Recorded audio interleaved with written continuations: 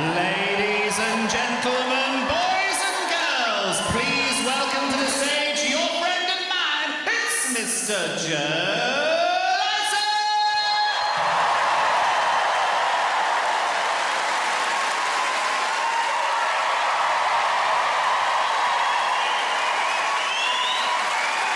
Oh, lovely, lovely, lovely. Hello, everyone. Are you well?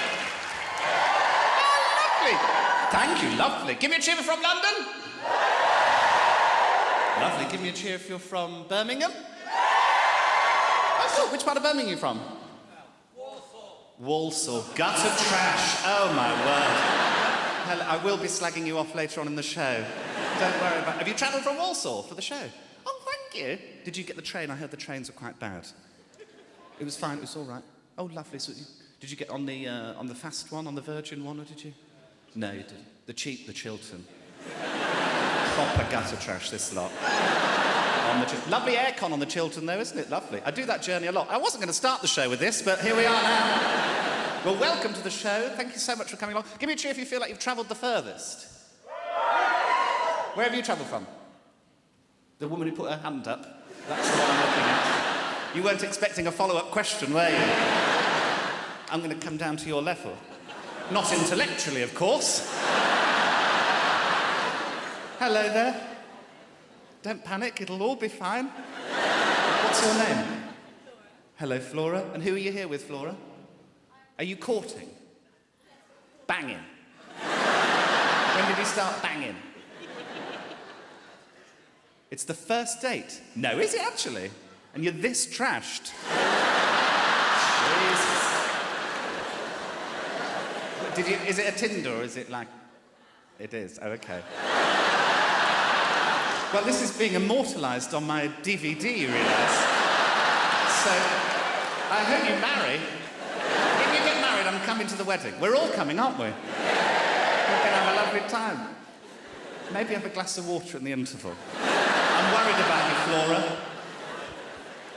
Flora. Does someone know you're out? I mean, I like the look of him. He looks sweet, but you never know. You know, you never can... What do you do? What are your prospects? Oh, no, I wasn't asking you, Flora. I feel like you've got lots of prospects. You're a psychotherapist? OK, what do you do? You make stuff in China. He's a drug dealer, isn't he? He's a drug dealer. Good luck to you, Flora. What's your name, man that makes stuff in China? Paul. Paul and Flora, that sounds nice, doesn't it? Feels like a lasting relationship, I feel. Have you just... How long have you both been single? I feel like we're on Love Island now. How long have you both been single? Flora? 3 years? 2 years? OK.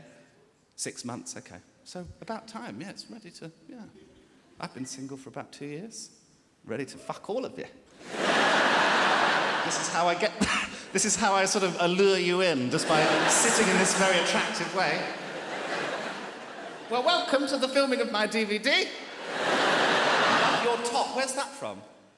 You've no idea. You've stolen a top. What's your name? Zara. Zara. Hello, Zara. Is there any chance that it's from Zara? What do you think of this top? I like it. Do you like it? What do we think? Right. Right, because... So, I don't normally wear this, apparently, because we're filming it. The shirt that I normally wear is a bit much.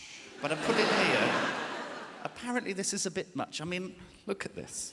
I wanted to wear that. I couldn't work out if it looked like I'd sort of collapsed at a marathon. Do you know what I mean? Julian Clary had fucked a Ferrero Rocher, and here we are. So I've gone with this number. Welcome along. I'm so thrilled that you're all here, and there's all these bloody cameras everywhere. Thank you so much for coming. This is extraordinary. There's so many of you. It's lovely. Who are you here with, Sarah? Is this your friend? Hello, Jess. Hello, nice to see you, Jess. Are you well? I'm great. Are you eating well? Are you hydrated? What are you drinking? 2 Heinekens. Oh, my God. Look at these basic bitches down here on the I like it, though. 2 Heinekens. I'd love to have a drink. I might have one later. I feel like I've got stuff to do now. And then I'll have one later. Give me a cheer if you're drinking. I'm pleased with it. Yes, lovely, good. I did Dry January. Did anyone do Dry January? No, I don't recommend it. Yes, I learnt one thing. My friends are fucking boring. That's what I learnt. If I have to look at another baby picture, sorry if you're preg or if you've had a child, but just spare me your shit, honestly. Really good way of not looking at baby pictures. Repeatedly and aggressively shout, no! They go away after a while. It's marvellous, marvellous. Did dry January, I've done it twice now. Did it last year when I was living with mother and father, Dave and Helen, great couple of lads. And, this might be oversharing this early on in the show, but as a result of dry January, I got a lot of morning wood, shall we say. A little stiffy in the D, as us lads say, don't we? And, a mechanic came round to collect my car, and Mum answered the door. She shouted up, she said, Joe, you got your car keys? I was having a dream about Idris Elba. As is my right. I had a little tent effect in the pyjamas. Not a full yurt, just a tent. And I tried to suppress it with my hand in my pyjama pocket, but it didn't really work. So what I did is I tucked it between my legs. Now, I don't know if anyone's walked down a staircase with a semi trapped in their gooch. But it's fraught with peril. I got to the bottom step and then I tripped and it sprung out. Sort of baby punching its way out of my mangina. Anyway, long story short, the car's fine, but Mum's not happy. She's not happy. I will be slagging her off later on in the show, so don't worry about that. Helen will be getting it both barrels. Did dry January again this year for different reasons. I went to the doctor last summer and I was feeling tired all the time and he did some tests and apparently I'm deficient. I'm deficient in vitamins B, D, folic acid and omega-3. And he said, 1, eat better because I eat loads of trash, and also go to a pharmacy, get a supplement with all of these in, you'll start to feel better. So I went to Boots. The only supplement that has all of these in is pregnancy support. So I've been on pregnancy support for the last few months, and I tell you what, I feel like a pregnant woman. I sit down backwards onto chairs, I do that one, talk about myself the whole fucking time. I'm a pregnant woman. Sorry if you're preg, I'm going to be slagging you off now. It's just, I'm turning 30 this year, so many of my friends are having kids. I've got a text, actually, which you can use if you'd like. I'm so thrilled with it. If somebody's just had a baby, I'll text them, I'll say, are you sleeping? Because inevitably they won't be, and they go, oh no, I haven't slept for days, that kind of reply, nonsense. And then I'll go back, and I'm so thrilled with the wording of this, I go back and I say, it'll all be worth it when they're softly stroking your hair as you slip into oblivion. It's like Shakespeare, isn't it? Marvellous. Met one of my friend's kids last year. Friend I went to university with, her daughter. I avoided this child for 4 years. She's 4 years old. I'd heard bad things. Met her last year. She's the worst person I've ever met. And I've met Eamon Holmes. I won't use her real name, that would be unfair. Let's call her Mugabe. And she was very... just spoiled, really. We were sat at dinner and she was here and she was kicking me in the legs. And at one point she caught my shin and I went, fuck. She started crying. The mum said, please don't swear in front of my child. I was like, oh, is that your child? I thought someone just condensed North Korea into a small woman, actually. Little bitch. But I've got a goddaughter who I adore. She is 11, and I think she might be a genius because she loves painting, and I've got this office in Birmingham, so I took her to the office to do some painting, and we painted this mural on the wall, and while we were painting it, I said to her, I said, what do you think art is, just out of curiosity? And she thought about it, and she said, well, it's trust. And I said, what do you mean by that? And she went, well, if you trust something's good, then it is. I was like, fucking hell, that's the most profound thing anyone's ever said to me from an 11-year-old. Like, have another go on the bong, what are you going to say next? When the meow meow came out, the thing she was saying, extraordinary. So yes, I'm trying to be healthier. I love a full fat Coke and I'm on Diet Cokes now and I'm struggling with it really. Funnily enough, I was at a university reunion, I was drinking a Diet Coke, and I went up to a girl who I didn't know that well at university, and I was holding this Diet Coke, and I said to her, I said, oh, hello, how are you? What are you up to now? And she went, I hate that. I hate small talk. I'm sorry, I'm not sure how conversation works with you now, then. How did the death of your father affect your sex life? Just straight on in.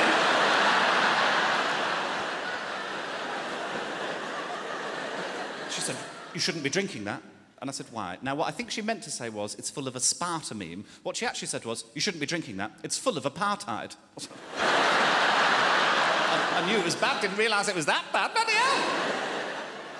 I tried being a fruitarian. That's where you can only eat things that have fallen from trees. I managed one day, I had 3 cooking apples and an owl.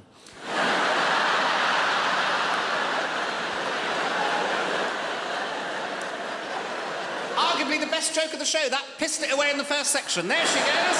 Off she flies. Bless you. I had another version of that joke, which was 3 cooking apples and a small boy, but I felt like it was potentially too much. We're going to go to an interval shortly. Before we do that, I'd like to tell you about a little project I've been working on with the EDL, the English Defence League. Any members in? Any members? Occasionally there's a crossover with my audience with the EDL. If you're not familiar with the EDL, they don't like Muslims or hair. Those are the 2 things they despise. Muslims and hair. There was a rally last summer, a rally in Birmingham. You might have seen this picture from it. This is a girl called Sophia Khan. She was facing up to one of the EDL members with this... Yes, she's amazing, Sophia Khan. With this serenity and calmness on her face with all this aggression from the EDL member.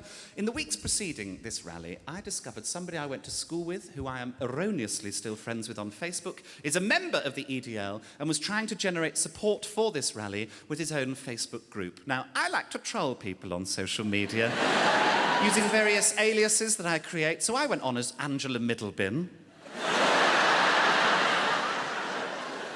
And I wrote, "Hi guys, looking forward to the rally in Brum later. Think it'll be a lovely day for it. I work in PR with some high-profile right-wing and right-leaning commentators, such as Katie Hopkins, Piers Morgan and Fern Britton."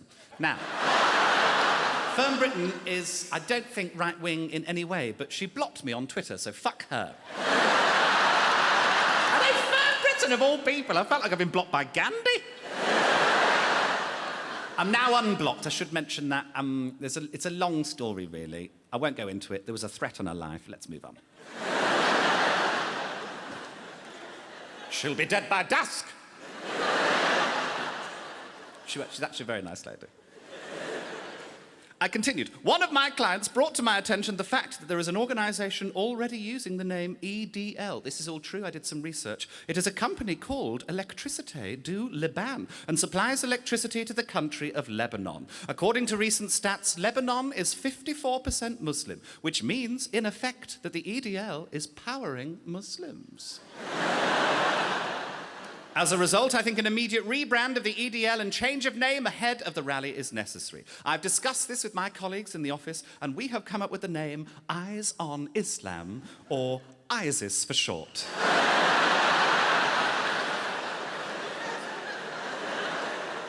See you all there, love Angela. Within 3 minutes, somebody called Ben put, join ISIS sounds a lot like ISIS. Well done, Ben!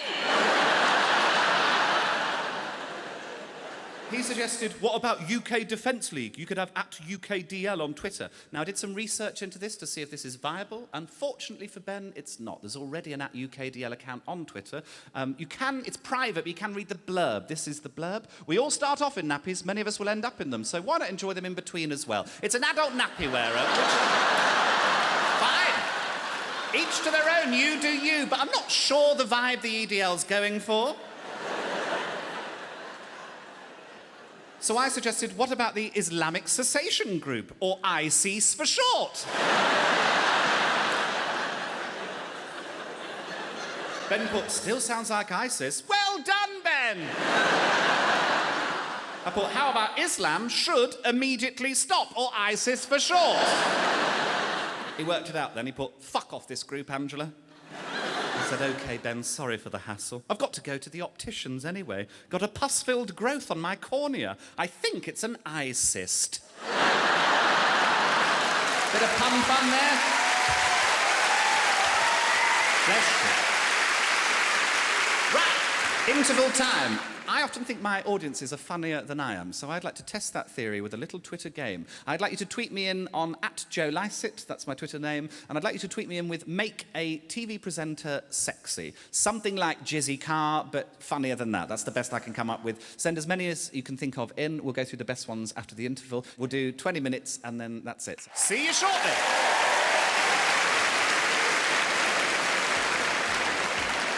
So what did you think?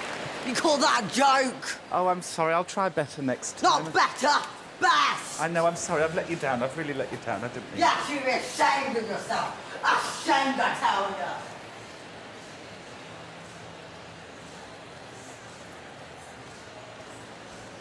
you. Right, I'm really feeling like I can do better this time. Not better, best! OK, best. Show me the money! I will.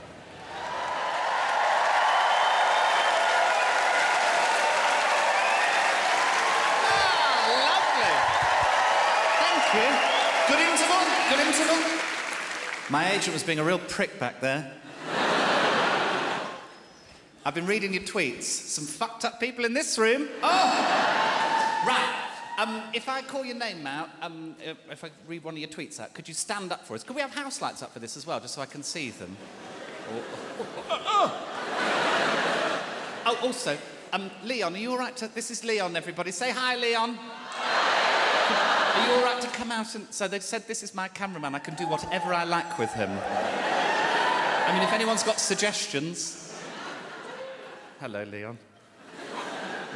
So we're going to zoom in on people. Oh, lovely, look at that. Let's just have a test. Oh, yes. What are these guys? What's your names? Tony. Tony and? Richard. Tony and Richard. How do you know each other, Tony and Richard? Partners. Partners, OK. Well, we've got a lovely picture there. Smile for us. Very nice. That's going straight on Twitter when we finish the show. Find these men. Right, let's have a look at your tweets. There's some really funny ones. Really funny ones. Some people didn't really understand. Oh, love Zoe Ballbag from Fraser. That's good. Where is Fraser? Actually, stand up, Fraser C04. Where are you? Hello, Fraser. 103 followers. 104 now. I'm following you. And I will follow you home. You sent in Joe Likes Dick. Thanks, mate. He's not wrong. He's not wrong. Just like it. I'm not in love with it. I like a dick. I like a dick. Thanks, Fraser. Round of applause for Fraser. Something rather Mel and Sue. Somebody's put Bell and Pooh. This one's really nice. Where's Dave Moore? Dave Moore. Tweet time, Dave? Where are you? You up top there as well? You only sent one in, Dave. You haven't given much information on your profile either. You got 92 followers. The last thing you did was retweet Jonathan Ross. This isn't a Jonathan Ross-based tweet. What'd you do, Dave? A finance analyst. Gosh, it's boring people up there, isn't it? Where'd you live, Dave? In Kent. Oh. Mixed response from the room for Kent. People down here not sure they like Kent. But then some other people over there love it. Hey, it takes all sorts, doesn't it? You sent in, Dave, Tess sucks off your dad daily. That's really nice. Really lovely work. Round of applause for Dave. Lovely stuff. Daily. Sucks off your dad daily. Mike Blair, where are you? Pickle246. Where is he? Right at the back. Quite right. Let's have a look at your profile. 22 years old, Arsenal. You're an Arsenal fan. Hey! Hey! Do you watch the game, geezer? Great squad, wasn't it? Great squad. Lovely squad. Was there a game today? I don't know. I've no idea. You like tennis, food and travelling. Lovely. Mike sent in Benedict Cuminghurst snatch. So that's great bit of lad banter, that man.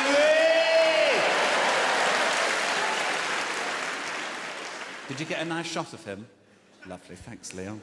You're a bloody lifesaver. You can't catch me. He's good, isn't he?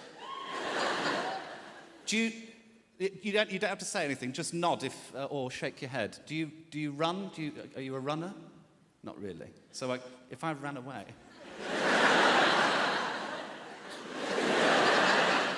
Are you a fighter?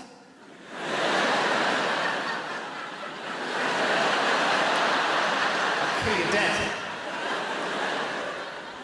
Oh, he's frightened now. God, I've never felt more masculine. I've got a weapon as well. I thought I was going to do it then. No, I like you, Leon. You've got a good spirit. And lovely soft palms. Next, Right, I've got two favourites. Let's find the two faves. Where's Nicola Bosdet? Nicola? Hello? Oh, what, are you where are you? Oh, there you are. Love. What colour? Are you wearing a pink top? Is that pink? Orange. Can't see colours. Gone colourblind in this show. Oh, caution. This account is temporarily restricted. That's literally just come up. You're seeing this warning because there's been some unusual activity from this account. Genuinely, look at that! Unusual. Have you used Twitter recently? I've got my login, so we've You've made a new one. made a new login. Well, before... So I'm still seeing the tweet, though. You sent in David Dick and your son. Is that the sort of thing that you normally tweet? Somebody else tweeted it for you? Oh, I love that. Oh, Nicola, I literally can't go to your account now. Oh, I've pressed yes, view profile now. 0 followers. Okay. 1 follower. And that's literally your only tweet. I love that. Well, nice to meet you, Nicola. Final one, where's Pippa Lowran? Am I saying that right? Lochran? Lowran? Where are you? Hello, Pippa. Where are you from, Pippa? Oh, I love Manchester. I lived there for 4 years. Do you still... Yeah, cool. Do you know her? Do you still live in Manchester? No. Oh, no. I'm better than that now. Where do you live now, Pippa? In Harrow, lovely. You've got 83 followers. I'll give you a follow, why not? Your background is of Adele. You like Adele? Love Adele, yeah, I went to see it live as well. You sent in quite a few, but you sent in my absolute favourite one, which was Adrian Child Molester. It's really good. What I love about it as well, you seem so sweet. You sent in Adrian Child Molester. Round of applause for Pippa, round of applause for everyone, marvellous. Should we take a selfie using that camera? Is that possible? Where should we do it from? Maybe back here?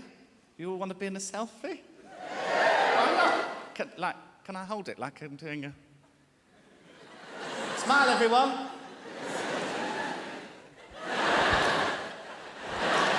Cool, I think we've got it. Round of applause for Leon.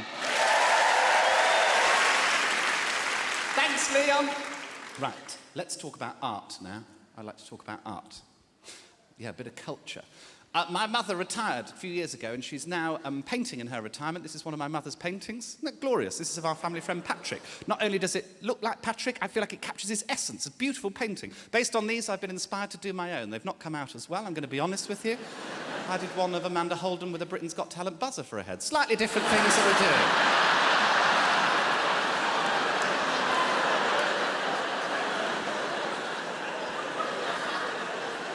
Mum will do this sort of thing, 2 women on a bench having a conversation, beautiful, skillful watercolour there, the skill and the time it takes to do something like that. I did a man having coffee poured in his arse. We're just doing different things. We're doing different things. This came out of, I was on holiday with a friend of mine who just had a colonic irrigation. I've never had one, so I was like, what's it like? He's like, I've not had one either. This girl, quite attractive, took me into a room, put a tube up. I thought the tube did everything, but actually she took it out, stood me over this thing, and then just said, go. And she said, I can wait here, I can wait outside, whatever you want. I was like, who's asking her to stay? No, look me in the eye.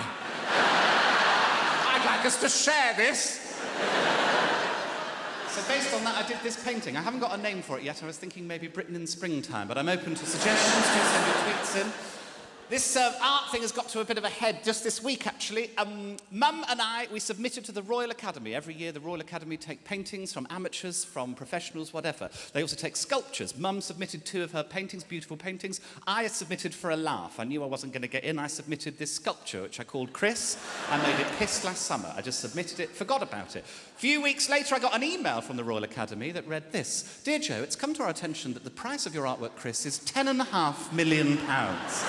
I was originally going to do 10 and I thought, fuck it, put the other half on. Owing to the high selling price, we just wanted to check this was correct, and this is what we would like to have printed in our list of works, should your work be selected for the exhibition. If you did wish for this to be the published price, could you kindly advise on the insurance value of the work? Well, I went back to them and I said, gosh, did I really put £10.5 million? It should be £12.5 million. And then just put Brexit for no reason. I recently took it to Bonhams to get it valued. They asked me to leave, but I expect the insurance value is $4.99 or the equivalent in Argos vouchers. Didn't receive a reply, didn't expect a reply, to be honest. I thought, right, that's, it's not going to get in. Suddenly, we both get emails. Mum's paintings rejected. Chris is in. I go to the Royal Academy. I went there on Monday. There I am outside, very excited. All the other sculptures are on plinths. I'm like, bloody hell, Chris is going to be on a plinth in the Royal Academy. The Royal Academy of Art in bloody London. Walking around, can't find him anywhere. They've only put him in the fucking corner, haven't they? Gee.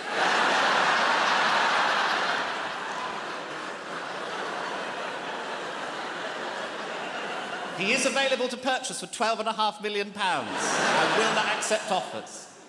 Mum's really annoyed at the minute. The relationship's frayed. This started, I was living with them last year, and they got annoyed with my bathroom habits. I love a long bath, and I love to eat in the bath, and I had some Greek yoghurt in the bath, because I'm in show business. And unbeknownst to me, some of the yoghurt ended up in the bath. I then went into my room to get changed. Mum comes into the bathroom, looks in the bath. She's like, have you had the biggest wank anyone's ever had? I came in, there's blueberries in there. I was like, oh yeah, I've shat out perfect blueberries as well, Helen. Just squeeze those through my urethra.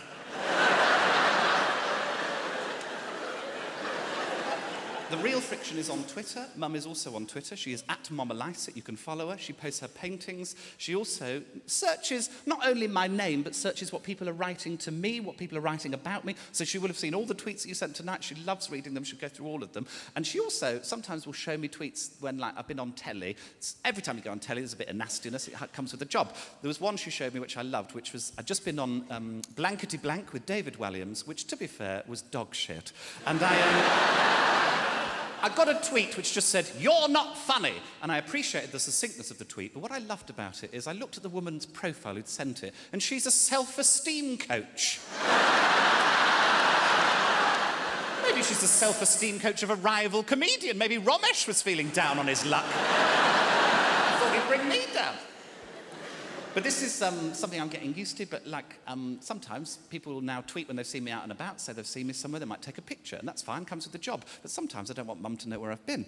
And this, the worst example for this, I said to her one morning, I said, I'm going to Manchester to see my friend Josephine, we're going to have a light lunch, and then I'm going to get the train back to Birmingham. Went to Manchester, got totally shit-faced with Josephine, had a pasty on the train on the way home, little pasty to soak up the alcohol. Got home, Mum was like, oh, being healthy, are you? I was like, yeah. I mean, I had a couple of glasses of wine, but I had a salad at lunch. She was like, explain this. Somebody took a picture of me on the bloody train, didn't they?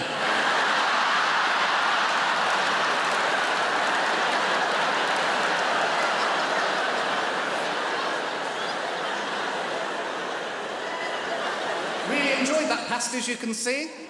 Looks worryingly like that when you put it together as well. Could have been Prime Minister. Oh, I got her back, though, because I did a tweet. It wasn't actually about her, but she was offended by it anyway. The tweet was, to find out your dirty prostitute name, take your mother's surname and put her first name in front of it.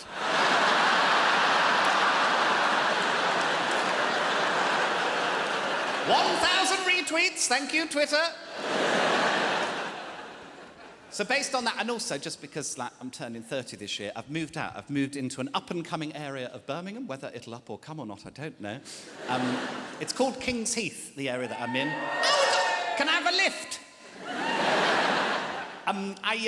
I thought I was buying a nice place, really, but it's a bit of a dump. And there's damp in there and all sorts of problems. And my dad, who's just retired, he's taken over as project manager of the project. Official reason for this is that I'm too busy to coordinate all of the works myself, couldn't possibly do it all myself. The real reason is I can't speak to tradesmen.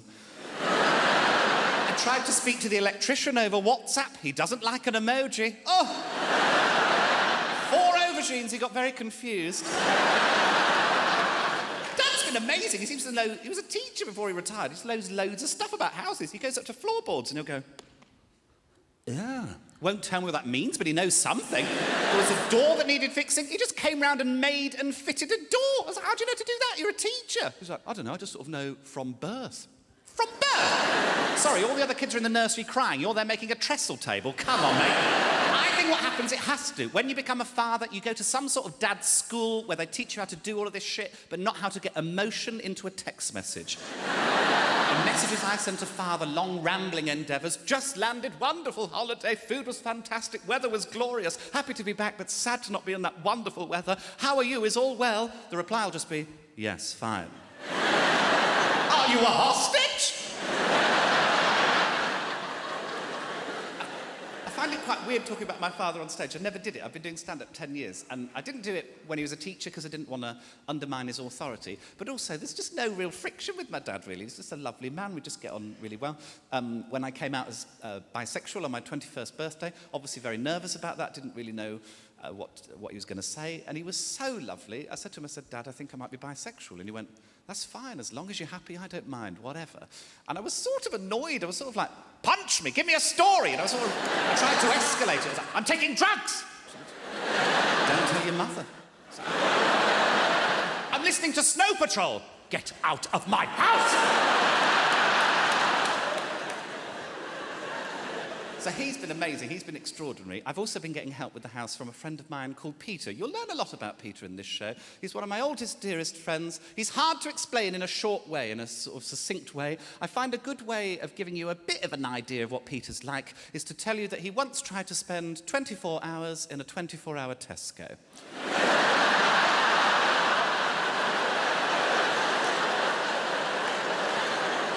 Like it was a challenge. He got kicked out after 21 hours for trying on too many clothes. I've known him for, since we were about 12. We didn't go to the same school, but we had similar friendship groups. We've grown up together. We didn't fall out, but we fell apart because he went to Japan after university, and he's just been back for about a year, and now he's back. He's doing little jobs, different things, trying to make ends meet. One of the jobs he does, because he speaks fluent Japanese, is to teach people in England, Japanese people in England, how to speak English. And he's got a middle-aged student called Aiko, who he set some homework for. The homework was an email. I pride myself on writing emails. Aiko's written, I think, the greatest email in the history of email. The homework was to write an informal email of complaint with an aggressive tone. This is what she actually wrote. Dear Sarah, you probably know why I'm writing you, you bitch.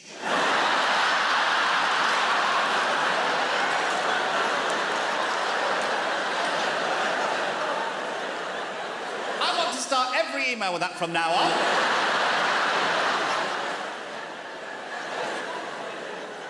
You smashed glasses and made terrible racket. It was so evil. Daft bastard.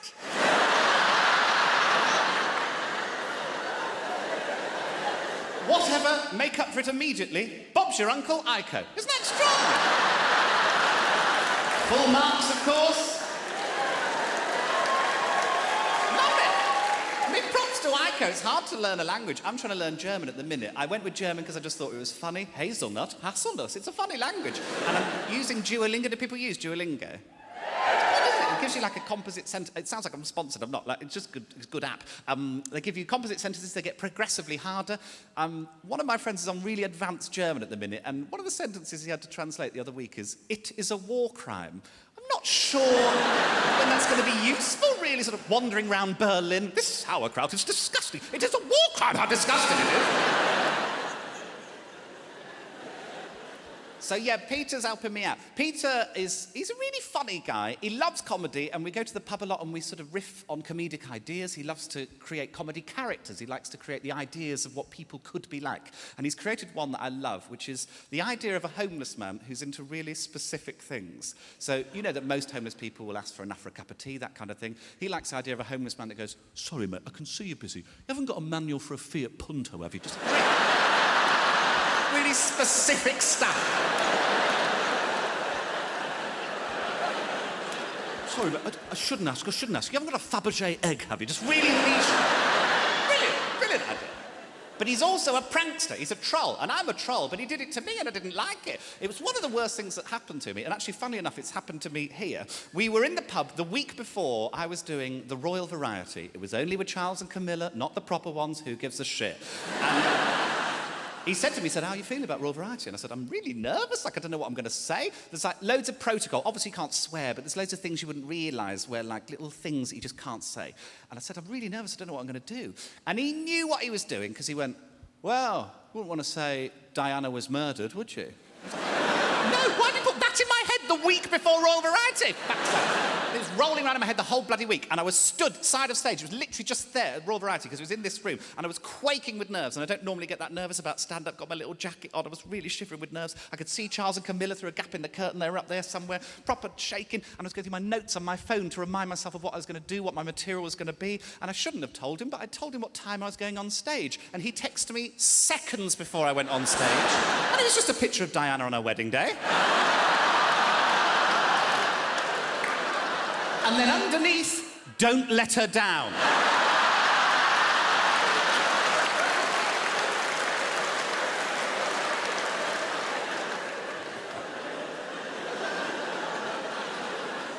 Absolute bellend. So he's been helping out. I say he's been helping out. He's been giving me bad advice, actually. There was an archway in the living room, and it had a fireplace in it years ago, and I didn't know what to do with it. And he went, oh, you like posh things? Oh, you like posh things? Why don't you get a log burner? So I got a log burner on his advice, since discovered from a quite sanctimonious friend of mine, shouldn't have got a log burner. They came round, they were like, actually, you shouldn't have got a log burner, actually. It's very bad for the environment to burn logs. I'll send you a book about it. And to be fair, the book burnt beautifully. That was lovely. Farrow and Ball paint, he suggests. He's like, oh, you like posh things? Get posh paint, Farrow and Ball paint. Farrow and Ball has a shop in Solihull in the Midlands, in Birmingham. Solihull, it's still Birmingham, it's the posh part of Birmingham. So there's still vomit on the streets, but there's Monge 2 in it in Solihull. The colour names in Farrow and Ball, elephant's breath. Grey. That's an abstract name they've given to grey. I think you should be able to go into Farrow and Ball with your own colour names, abstract names, and they just have to create the colour they think you're on about. You go and say, yes, I was thinking of painting the living room, disappointed wife. Just see what they come up with. I was thinking in the bedroom, David Dickon, your son. Just whatever they think that is. Well, the guy in the Farrow and Ball shop, so posh, he's like, you know, it's like that. Right. I've realised this, I'm not sure if you'll get this reference, I've realised that's quite close to an impression that I do of Jessie from Little Mix doing a Jamaican accent. OK, some of you know this. If you don't, treat yourself after the show. Jesus. Oh, right. How to describe this? So, Little Mix are a band, I'm sure you know Little Mix, 4 of them. They were doing like a promo video, I think it was, and they had these cards that had accents on, and Jessie, one of the members, got Jamaican, and this is literally what she did. She went, oh, that was it. That was the guy in Farrow and Ball. He was that posh. That was how posh he was. I went in, I said hello. He went, you're Jamaican. What was she thinking? So I went in, I said hello. He went, and I said, I'm buying some paint. I'm doing the living room. And he said, are you doing it yourself? And I said, yeah. And he said, have you painted before? And I said, no. And he went, ooh. And I said, oh no, I tell a lie, I've done this one at Paul Chuckles, sorry.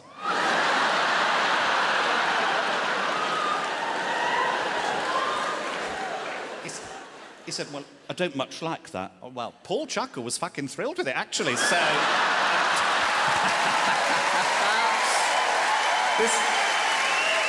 This thing is so silly. I did that painting as an exercise. I just thought he had a funny face. I thought I'd paint his face. And I put it on Twitter, didn't send it to him. Somebody did, because he got in touch. He said, Joe, I love that painting you've done of me. My wife got me some paints for Christmas. I want to learn how to paint. If you send me the one you've done of me, I'll do one of you. This is a Paul Chuckle original. It sort of looks like me crossed with the Joker after a stroke, but I'm happy with it. First thing to go up in my house, I love taking people around. They're like, what is that? Made by Paul fucking Chuckle, actually, so... I do love that painting. There's a few things I love about the house. I love a gadget. So I've got an Alexa. Have people got Alexas? If you don't know what it is, it's like a little disc, and you call it Alexa, and she does things for you. I literally got it because I wanted to teach her sinister things. That's literally the only reason. I just wanted, when friends had come round for dinner and they were leaving, they're saying, oh, lovely to see you, Joe. Thank you so much for having us. I just wanted to go, Alexa, lock the doors. I've got these plugs as well that connect to the lights, and it means I can turn the lights on using Alexa. And I've given all the lights in my house middle-aged receptionist names. So when I go up to the bedroom, I go, Alexa, turn Susan on. It feels nice. A lot of comics, a lot of writers will have next to their bed a pad and pen where they'll jot down ideas, things that come to them at 4 a.m. in the morning that they think are genius. I used to have the pad and pen, but I never used it because I couldn't be bothered, really, when I woke up. Now I've got Alexa, I do it all the time. I ask her to remind me of stuff all the time. Here are my 4 favourite things that I've asked Alexa to remind me. 1, glory hole in a glass door. Not sure if I was going to pitch that to Dragon's Den. Oh, a solution to the drugs problem, which actually I think is quite good. In my utopia, all drugs are legal, but they're all £1, and you have to really want them because the only way to access them is in those grabber machines that they have at fairs. Waking someone to tell them something unimportant, I just love the idea of running into Mum and going, Mum, Mum, Mum, Mum, Mum, Mum! I'm really enjoying the latest series of Game of Thrones. And finally, who called them turtlenecks and not ugly shit clothes? Who did that? Who did that? Showed Alexa to Peter when he came round when I first got her. I said, that's good, isn't it? She answers questions, plays music. He's like, it's a piece of shit. Disappeared into the house. Next morning, I was talking to my father at 11 a.m. on the dot, because I remember it very vividly, because Alexa pops up and goes, this is your daily reminder to suck a dog's cock.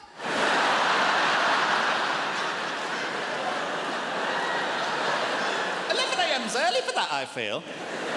3:45 at the earliest, I find, for sucking a dog's cock.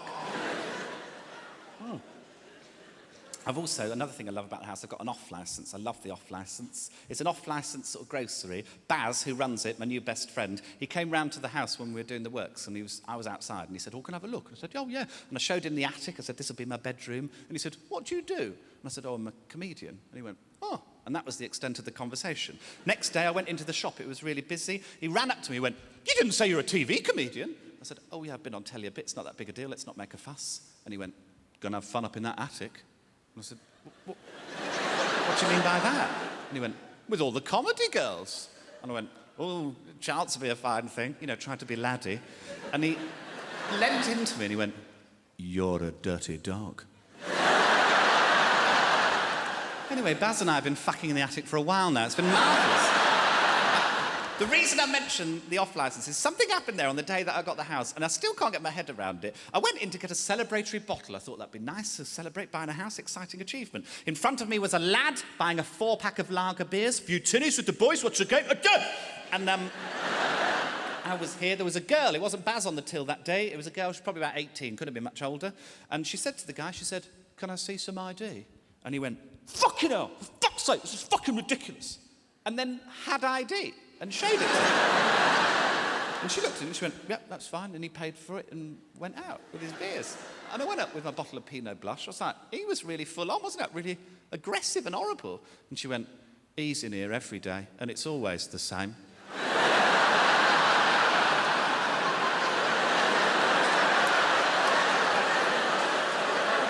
Time moves in one direction.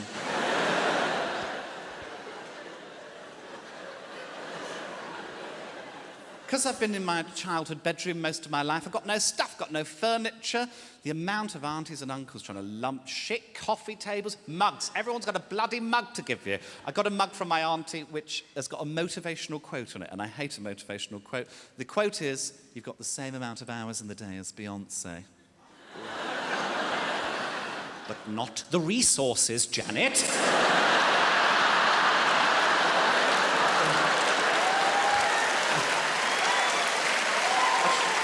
I showed it to Peter, I said, that's bollocks, isn't it? And he went, yeah, so did Rose West, see how that turned out. I was like, it wasn't my issue with the mug, but you go for it, darling.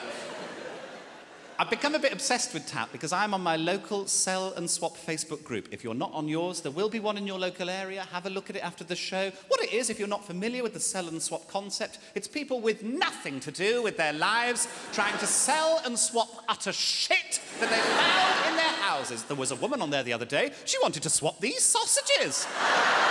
She bought some cauldron vegetarian sausages. She realised they weren't vegan. She wanted to swap them for a bag of fruit, e.g. plums. I know what fruit is. I don't need an example. What is this fruit? Some of the shit you get on here. Wooden snail. Right. 4 comments. Who's looking at that going, I need more information. What is that? I don't know what that is. Unusual unglazed vase. You say unusual. I think someone's wrapped some ham round itself. That's what it looks like to me. This one's... It's horrible, isn't it? Horrible. This one's particularly batshit. This is, I'll zoom in on this one. About 120 adult DVDs can easily sell for £1 each, so good profit. Open your boot at work and let the lads dive in. Look at them just on the side next to the kettle. Horrible. Of course I'm trolling this group. Of course I am, with my character Christopher Butterslip. There he is. That's a drawing I did of Mickey Flanagan that didn't go very well.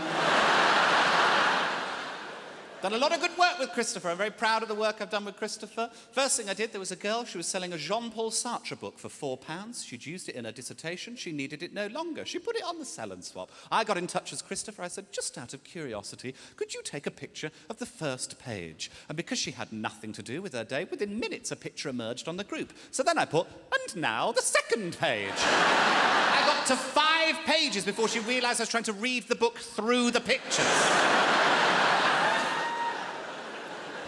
Oh, this one was good fun. Little Sammy's grown out of these ocean pals. I've also got about 4 copies of the Gruffalo, looking to swap for something a bit more grown-up, she said. No, some of you are further along here. I suggested knives and saws. That's what I suggested. A nice selection of knives and saws.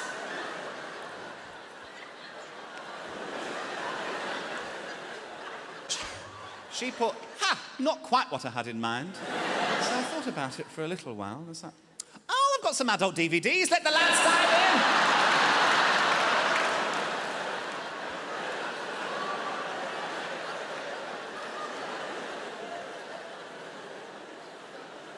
Favourite thing I've done on the sell and swap, it's pathetic this. I set myself up for a joke. I listed my own thing. I listed a bag of butter mints for £1. Christopher Butterslip, bag of butter mints, £1. Logged out, logged in as me, Joe Lycett, commented, what condition are these in? Logged back out, in as Christopher Butterslip, mint condition. Very happy with that.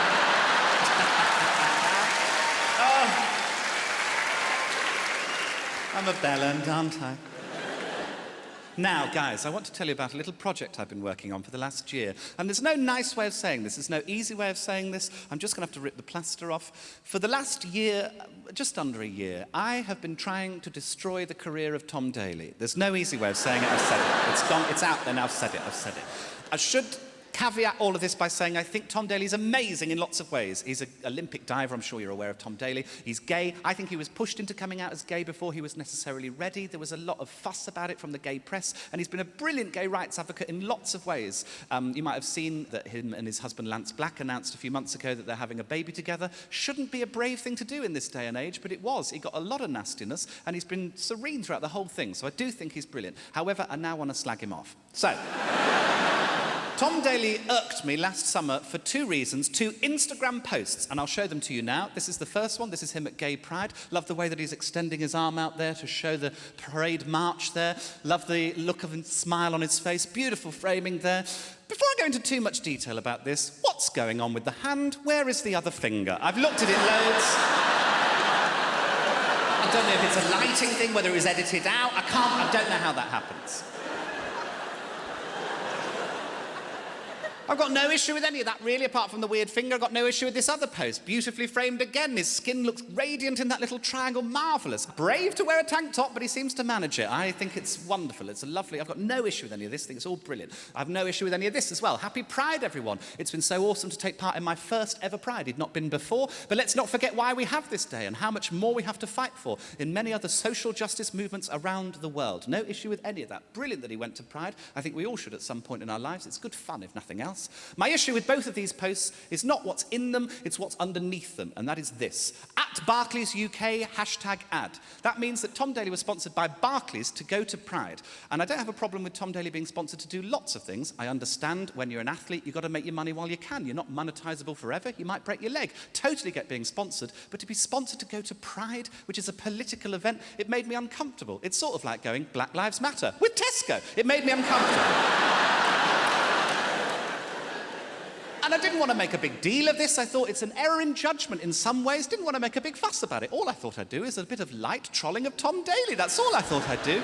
So what I did is I went onto this very post and I commented on it with hashtags of rival banks. That's all I did. Hashtag NatWest, hashtag Santander, hashtag HSBC. And for some reason, dozens of other people started doing it as well.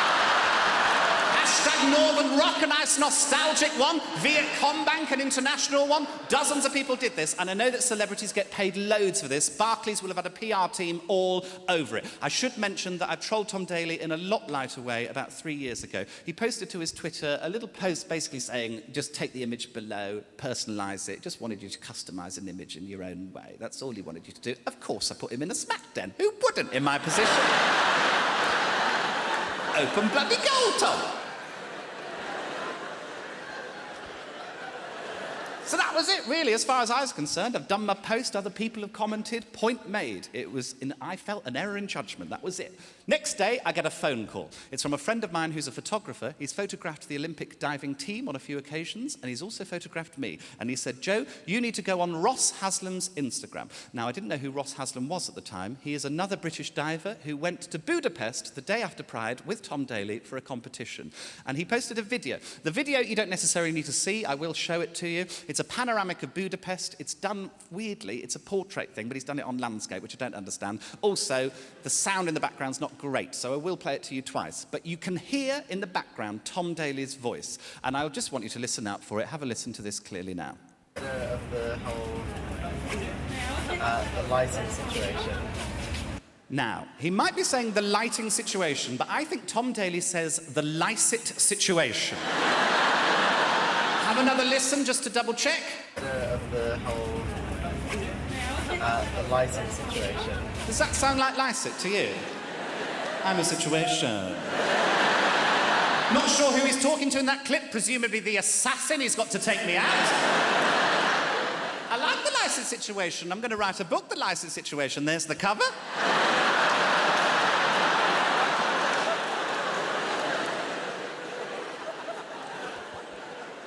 This has got out of hand. I'm a situation all of a sudden. I didn't want to be a situation. I just was a bit of light trolling and suddenly I'm a situation. But the more I thought about it, the more I thought, actually, in this regard, I do want to be a situation because I care about this shit. And I'll explain why. Pride is an LGBTQ plus event. There's a lot of letters there. And often Pride and its sponsors only focus on the G, often gay men with six-packs. But there's a lot of other letters there that deserve our attention. For example, T for trans. I got a lot of trans friends at the minute who feel really attacked, feel really unsafe. They feel really attacked by the right-wing press. They feel more attacked by my mum's friend Linda. She's the sort of person who says, a woman's place is in the home, and then spends 90% of her time in all bar one. She's a basic bitch. And she said to me once, she said, trans people are unnatural, whilst eating a punnet of seedless grapes, the irony of which did not pass me by. She had a go at me for painting my nails. I paint my nails now. I do it for two reasons. One, I like the colour. Also, I bite my fingernails because they're delicious. And when I paint them, it stops you from biting them. It's the only thing that seems to have worked. And she said, you shouldn't do that. You shouldn't paint your nails. And I said, why is that, Linda? And she said, well, it's an essential part of being a woman, isn't it, wearing makeup? I said, I'm sorry, do you think your husband Kevin's going to see this, get confused and try and fuck me? Is that the issue? Extraordinary, a little change like that, the amount of comments you got. Of course, I expected some, but not as many as I got. I also wear this coat in the winter months. Oh, I mean, I want to fuck myself right now. That is, thank you. Yes, it's a faux fur. It's a faux fur. I'm aware it's a ridiculous thing to put on, but I didn't expect the amount of comments. I expected some. My favourite was in Liverpool. I had just done a gig at the Slaughterhouse Comedy Club, which is a brilliant comedy club in Liverpool. I was walking back to the hotel. A group of lads walked past me, and one of them went, "Hey, mate, Pat Butcher called. She wants her coat back." And I'm a comedian. I deal with hecklers all of the time, so I went back with a really witty response. I went, shut up, stupid prick. I was so pleased with it, so smart, so in the moment. Well done, Joe. I think what Linda and what a lot of people get confused about with trans people is the difference between sex and gender. Sex is your XX, XY chromosome. That's what you're born with, not lots you can do about it. Gender is what's put on top by society and culture. All of the things that we take for granted. Things like women wear skirts and men ride horses and punch dogs. All of the things that we take for granted. And I understand that women get the thick end of this wedge. The narrow criteria in which women are expected to dress and behave is very restrictive. This is made clear to me in a WhatsApp group of lads that I'm in which this was posted recently. This is Build a Babe. You have to construct a woman out of these 4 categories. The face, the boobs, the butt, the legs. No, the personality, or how much she reminds you of mother. None of that. This was debated more than most wars. They went with the girl second in, I think, the 2 girls on the far right for the boobs and bum, and then the girl second in on the legs. I did a bit of photoshopping. Yeah, she's pretty fit. I mean, not my type. I'd change one thing and I'd be happy, but each to their own. Each to their own. It's quite daunting, that size. So, it's LGBTQ+, if you're interested. That's lesbian, gay, bi, trans, queer, and then the plus is for all of the other letters, and there can be as many letters as there are people in the world. Some of the more popular ones are asexual, gender fluid. That's where you don't see your gender as a fixed thing. It can be different things at different times. I was explaining that to Peter on one occasion. He was like, yeah, I know what gender fluid is, but the name gender fluid, you can imagine what it smells like. Fair enough. Gosh, I had a heavy night. Covered in gender fluid in the morning, I was. There's I for intersex. That doesn't mean, oh, yeah, I'm intersex. I don't know what that is, but that's my intersex leg. There's P for pansexual, which is how I now define myself. It doesn't mean that I fuck things in the kitchen, as Linda amusingly observed. Non-stick surface, not when I'm around, Linda. Pan means different things to different people. To me, it's a form of bisexuality. I acknowledge that gender plays a role in why I'm attracted to people, but not necessarily the essential role. There's all sorts of common threads in our sexualities that we wouldn't otherwise acknowledge. You might only be attracted to blonde people, but you wouldn't say you were blonde sexual, but that would be a common thread. I think the common thread in my sexuality is everyone I'm attracted to is not attracted to me. That seems to be the common thread. Sometimes it's not really about how they look or their gender or anything. It's just sort of more to do with how they hold themselves or how they sort of take control of a situation. I explained this to Linda in a very ham-fisted way. I was in Moseley Post Office in Birmingham, if you know Birmingham. There's 2 tills. There's one here, there's one here. On this till was a very young, very loud, very attractive, young, effervescent girl. She was wearing a Cath Kidston coat. She was going off like a human barocca. She was annoying. She's sort of girl who has live, laugh, love written in her living room, but has also been done for GBH. Do you know, she's an annoying person here. And then here was a really elderly, sort of octogenarian, crunched-over old woman, quite poor-looking, sort of Mary Berry if she didn't have money, just sort of crunched over like that. And she's going, I'm sorry, I can't hear you. She kept saying that, I'm sorry, I can't hear you. And in the end she went, I can't hear you because you're shrieking!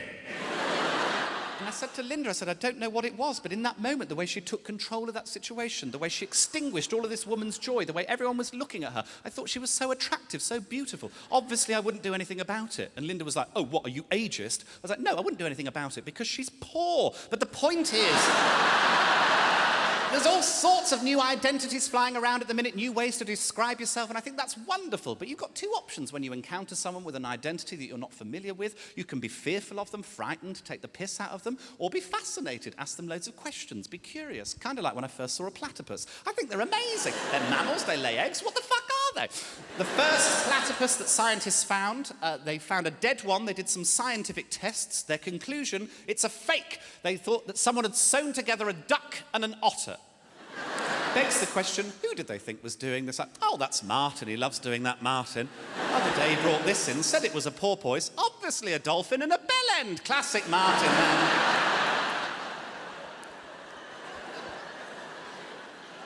So by Pride only sponsoring one of the letters and ignoring the other letters, I felt like they'd done a disservice to the community, so I wrote them a letter. Dear Barclays, you probably know why I'm writing you, bitch.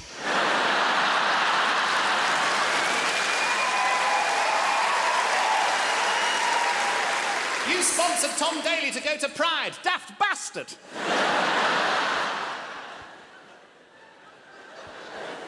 Actually, it's great that you're sponsoring Pride. Pride is an LGBTQ+ event. It's about celebrating all of those letters and all the different types of identity that they represent. It's about people who are into kinky stuff. It's about some stuff that a lot of the people who work in your bank would find really weird. It's not just about a particularly attractive gay diver who you can use to improve the perception of your brand. So I'm writing to ask if you'll sponsor me, not to go to Pride, but to one of the less airbrushed events. I want you to sponsor me and my friend Paul Chuckle to go to the Folsom Fetish Festival in Berlin. It's a festival for people who are into leather and being tied up and wearing costumes. I went a couple of years ago and nearly got wanked off by a unicorn. I've mocked up a sample Instagram post. Naturally, the real thing will look much worse. Bob's your Uncle Joe Lycett. Now, bless you. That pasty photo came in handy, as you can see. Very useful there. Not had a reply from Barclays. I did send them another thing. I sent them a painting I did of Tom Daly. I'm not thrilled with it because I don't think it looks like Tom Daly, but I fucking nailed that hand, didn't I?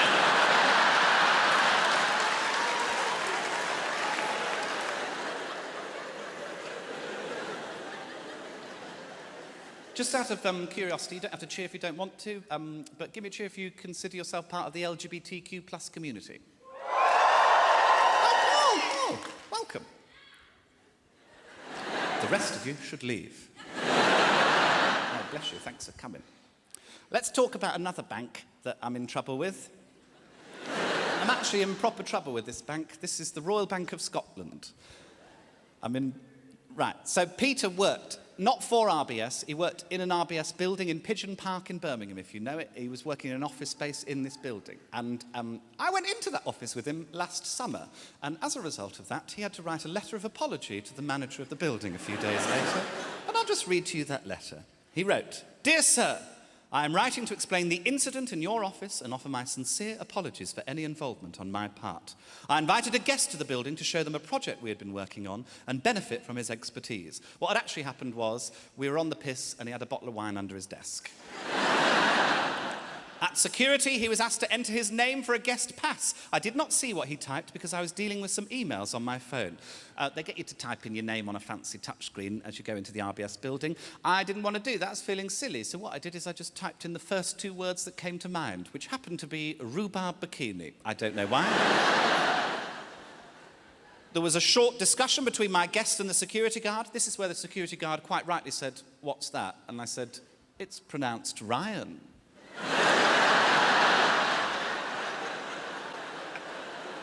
And he said, "It's spelt rhubarb." And I said, "Yes, it's Irish."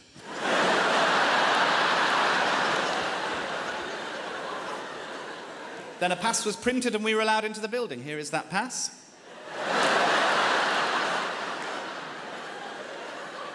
Subsequently, an image of the pass appeared on social media. I put that on Instagram with the caption, "Someone broke into RBS with the pseudonym Rhubarb Bikini." The minute I discovered this, I asked for this image to be removed, but I appreciate that by that point, damage had been done to the reputation of the business. It got about 10,000 likes. I offer a full and sincere apology for this. Regards, Peter. He was taken in for a disciplinary a few days after we did this. They slid this pass over to him and said, "Do you know this man?" I just love the idea of him going, "That's Rhubarb Bikini!" A few weeks later, I received this letter to my home address in the name of Colonel Rhubarb Bikini. Full disclosure, that's because I've opened an account with RBS in the name of Rhubarb Bikini. Here's me opening the account. Colonel, I went with Colonel, I thought that was funny. Are you known by any other name? No. Born in North Korea, living with parents. He's lived a life. He's lived a life, old Rhubarb. They ask you to fill out a form when you've opened an RBS account to say, is there anything else that would have made your application experience better today? I thought about that long and hard and I put, yeah, a hand job would have done it actually. A little hand job would have taken the edge off, really.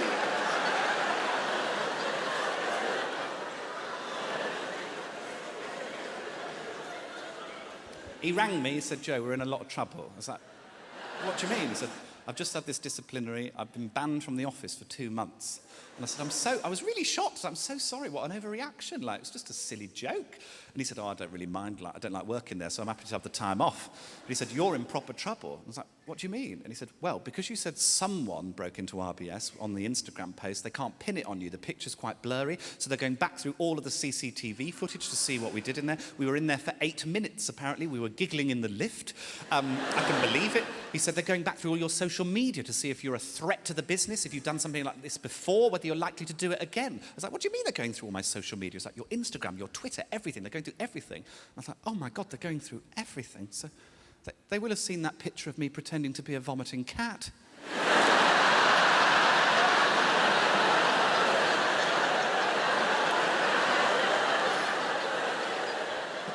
They will have seen that picture of an egg that I put Iggy Azalea's face on and called it Eggy Azalea. God, they will have seen that tweet which I did, which is, I like my sex like I like my Brexit, hard and overseen by Theresa May. God, they will have seen all the times I dressed up as Theresa May using things that are just nearby. I've done loads of these. She's a style icon, this woman. She's a style icon. Right. Take this one, and this is the original, an extraordinary photo in its own right. This is my version. Right. And the neck is a chorizo. The woman's face is a sculpture that I made. The earring is a courgette. Strong work from Joe Lycett all round. I said, oh my God, they will have seen that sign that I posted, which reads, this seating area is for customers of Costa Coffee only, which I sent direct to Costa Coffee with the caption, just sat here and drank a Cafe Nero, and the shit all you can do about it. I said, oh my God, they will have seen that time I was on the Lorraine Kelly show and gave Lorraine a quiche Lorraine. She was very confused. I said, oh my God, they will have seen those tweets which I did, which started with, I love the Saturdays, hard to choose my favourite, but I'd probably say the 17th of May, 2003, which I followed up with, I love One Direction, hard to choose a favourite, but I'd probably say Left. I said, oh my God, they will have seen that picture of Jeremy Corbyn that I put on a bin in my car and called it Jeremy Carbin. They will have seen that tweet which I did, which is, I like my women how I like my coffee, nowhere near my penis. And I suppose if they're looking into the future, they're about to see a painting I'm going to do of the man that runs your building, because I've done some Googling and I know what he looks like. And it's just him in the office saying, no, I'm Rhubarb Bikini. You have been an extraordinary audience. Thank you.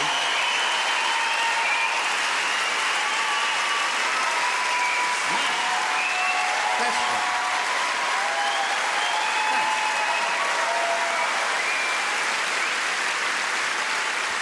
Okay. Right. So I obviously wasn't done with RBS. Of course I wasn't. I felt like what they'd done was an attack on fun and on silliness. I felt like there are people that work in that building that want to be daft and silly at points in their lives, and they have to extinguish that desire in the name of security and corporate rules, and I felt that was sad. So I got the email address of the man that runs the building from Peter, and I set up a Rhubarb Bikini email account, and I sent him an email. It read, to the manager, I am Rhubarb Bikini. And I gather you are looking for me. You have been led to believe that I am the comedian Joe Lycett. But this is not accurate, for I am at once all things and no thing. I am a whisper in a dream. I am a homeless man in search of a manual for a Fiat Punto. I am Tom Daly's missing finger. I am a light bulb in my kitchen. I am a glory hole in a glass door. I am a seller of adult DVDs. I am a master painter. I am an online troll. And I am children's TV entertainer Paul Chuckle. Right.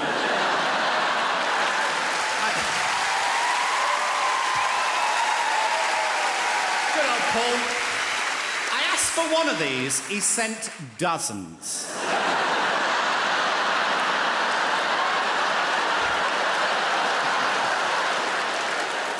I am all the colours in the rainbow. I am near and I am far. I am everyone you'll ever know. I am each pound in the jar. You can never stop me, for I will always be. Your staff will never show you, so you will never see. But in each of them is nonsense. I know this to be true.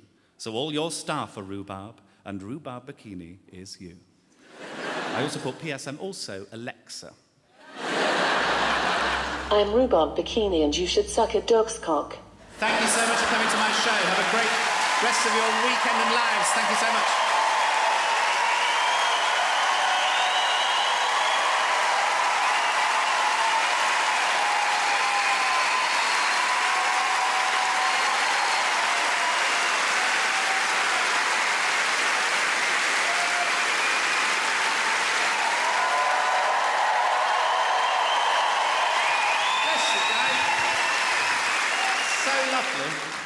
Lovely. Thank you. This has been, yeah, as I say, lovely. Any questions, any queries, any concerns? Anything I can help anyone else with? No? OK, right, I'll fuck off then. But you've been so lovely. Do you know what? I'd like to slag off the Black Country before I go. Anyone in from the Black Country? Which part? Where are you from? Wolverhampton, all right. How are you, Bev? That's how they talk. If you don't know the Black Country, they talk like that. I got now neck and now future. I love it. Have you travelled from Wolverhampton? I live in London now. I love it. I really find it pleasing to hear the accent. Have you been to the IKEA in Wednesbury? I have. You have? I've never purchased anything. Right, why? Because it's too stressful when you get to the checkout. It is stressful when you get to the checkout, I agree, yeah. Well, it's stressful in that one because it's full of people from the Black Country and they're all mad heads. Listen, I was in the kitchen area when I went round and there was a family walking round and the dad of the family said this very loudly because I wasn't that nearby and I heard it very clearly. He went, "Look at that chopping board. I couldn't chop me cock on that." Is that a requirement of a chopping board that I've missed? Bless you. Well, thanks for coming along. This is the thing, I slag off the Black Country loads because I love it, and I've got loads of friends there, I spend a lot of time there. I went on a speed awareness course in the Black Country. Have people been on speed awareness courses? Yes, some other bad boys. I thought it was really effective, but my favourite thing about it is this woman at the back who just did not give a shit. She's like my new spirit animal, she's just there like, "Oh, Rog." And the guy came out and he was proper patronising. He was like, guys, just shouting out reasons. Why do we speed? Why do we speed? Why do we speed? And she went, "'Cause I'm in a rush." Good, you're in a rush, great. Why do we rush? 'Cause I need a piece.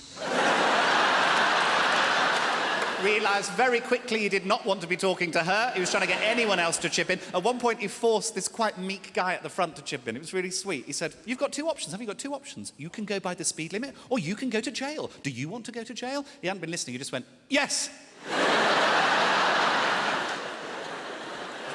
"Any reasons why it's justifiable to speed, why we might be okay to speed?" She went, "Well, if there's an emergency, if you've got to take someone to hospital." He went, "No, that's not a reason, is it? It's not a reason. You've still got to be safe, haven't you? Still got to be safe. If you hit someone on the way to hospital, that's two people going to hospital, isn't it?" She went, "That's lucky I'm going that way. Give him a lift." That's lucky, that is. Favourite thing she said, I'll leave you on this. It was terrible, it was brilliant. He said at the end of the session, he's like, "Any other reasons why we speed that we've not covered? Any other reasons?" No one chipping in, I wasn't chipping in. In the end, she just went, "Well, 'cause it's fun." And he went, yeah, it's fun, isn't it? It's fun to speed, isn't it? It's fun to speed. Do you know when it's not fun? When you kill a child. Everyone went quiet, and then she just went, "Depends on the child." Love her. You've been amazing. Wow. Thanks so much. See you again. Ta-ra.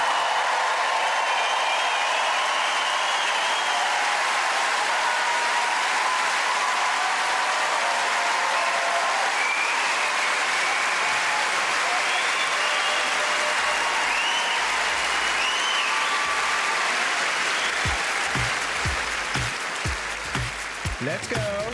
Two children in one womb. Gotta come out soon, 'cause they're running out of room. Two children in one womb. Gotta come out soon, 'cause they're running out of room. One's a boy, the other two. It's been 9 months, this much is true. It's about time for them to come outside. As mom and dad, their faces fill with pride. Two children in one womb. Gotta come out soon, 'cause they're running out of room. Two children in one womb. They've gotta come out soon, 'cause they're running out of room.